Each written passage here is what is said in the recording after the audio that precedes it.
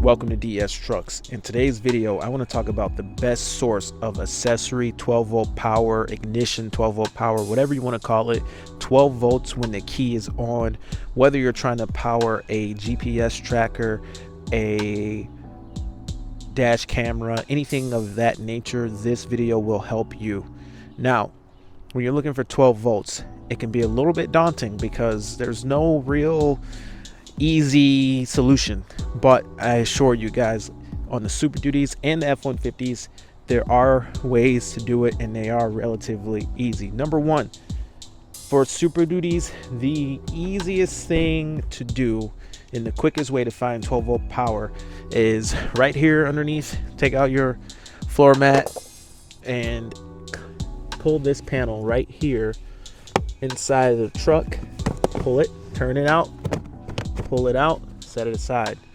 Now your 12 volt accessory power, you come in here and reach up in here, and there is a bundle that you can pull down.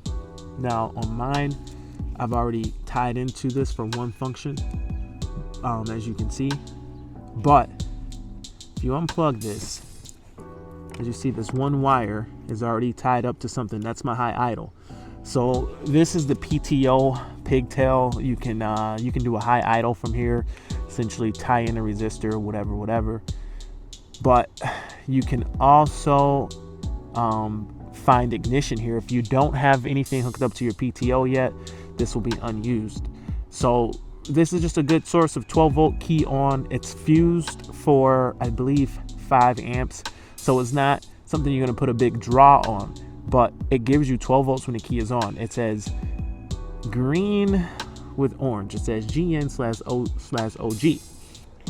All right, guys. So here in our 2019 F-250, I want to show you that accessory wire that we use down here in the PTO pigtail.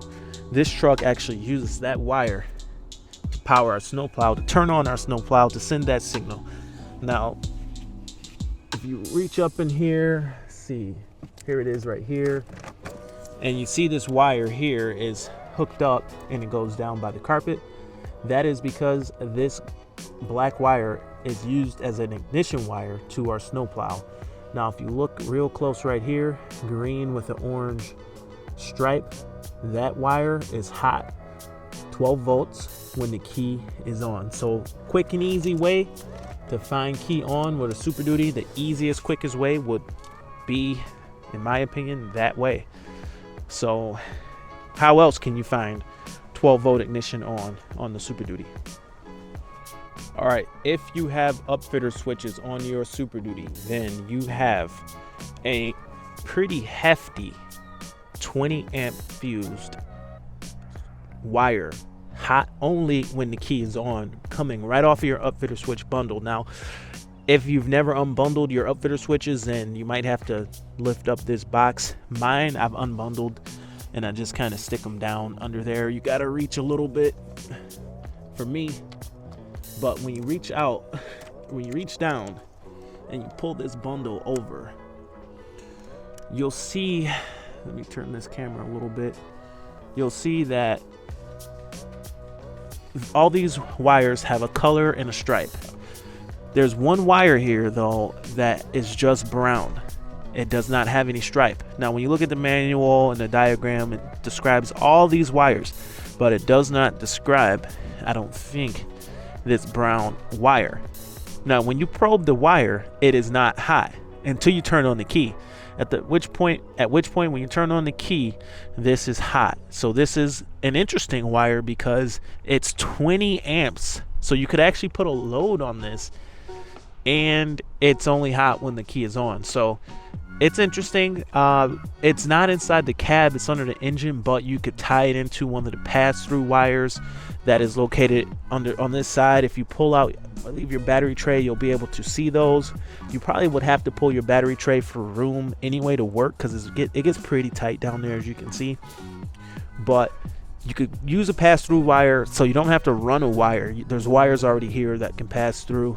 So once you were to pass through the cab on the passenger side, you could come through here, use a pass-through wire instead of running a new wire. But you could run a new wire, but going inside the cab might be a little difficult.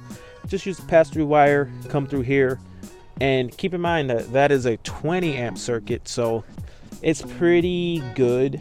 Just, I would recommend fusing. Typically your devices are going to come with a fuse anyway, but kind of be a good idea to fuse it for whatever wire, because that, if you use a real thin gauge wire off of that 20 amp gauge wire, that might not protect that really thin gauge wire that comes with like dash cams and GPS trackers and all that. So that's something to consider. You know, having that huge power source for something might not be as safe. If that thin wire were to arc, it wouldn't pop that 20 amp fuse necessarily. So that's something to think about. You know, you could put a heavy wire on a small fuse, and that small fuse is protecting that heavy wire. It's always going to pop that fuse.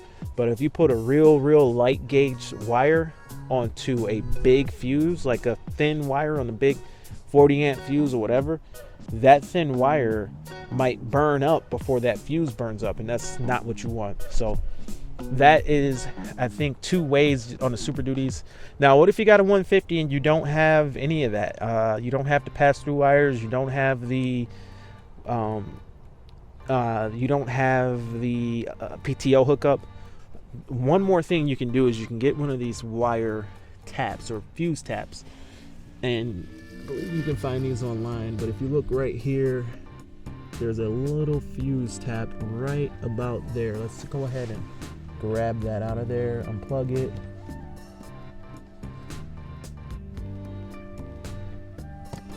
All right, so there's our little fuse tap, and basically gives you the ability to add everything you need to add.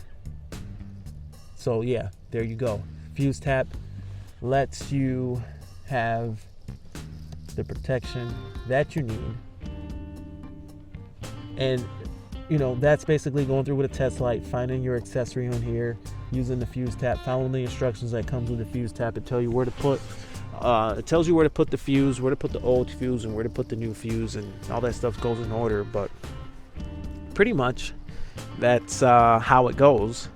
Now, as far as the fuse tap method, now it's not recommended to put a big draw on your fuse tap. It's really intended for just a switch, just an accessory switch. Whereas if you were going to put a load on it, you could use that 20 amp circuit that's under the hood and the heavier gauge wire to really put a load on it. I don't know the reasoning behind actually why Ford actually put that circuit in here, but it probably has something to do with like upfitting or PTOs or something like that. So in our case, if you're not using any of that stuff, that might just be a source to run ignition. If you were to go through the pass through and run inside of the cab, and I don't know what you run, but that's something that can handle quite a bit more draw compared to these small ones, which really should just be ignition switches, because they're fused for 5 amps. There's other ways and there's other things you can do. If you could get behind your head unit, there's probably an accessory switch behind there that you can tie into and tap into for these other items. But how difficult that is, you know, that's to be determined. But this is just a quick video, guys, how to find accessory power. Let me know if this video helped you, if you have a Super Duty or an F-150 or whatever you might have. If you have a better source of ignition power that you know of, comment below and let us know, because I would like to know as much as possible. But anyway, guys, this is DS Trucks. My name is Sean. Thank you for watching. See you guys in the next video. Over and out.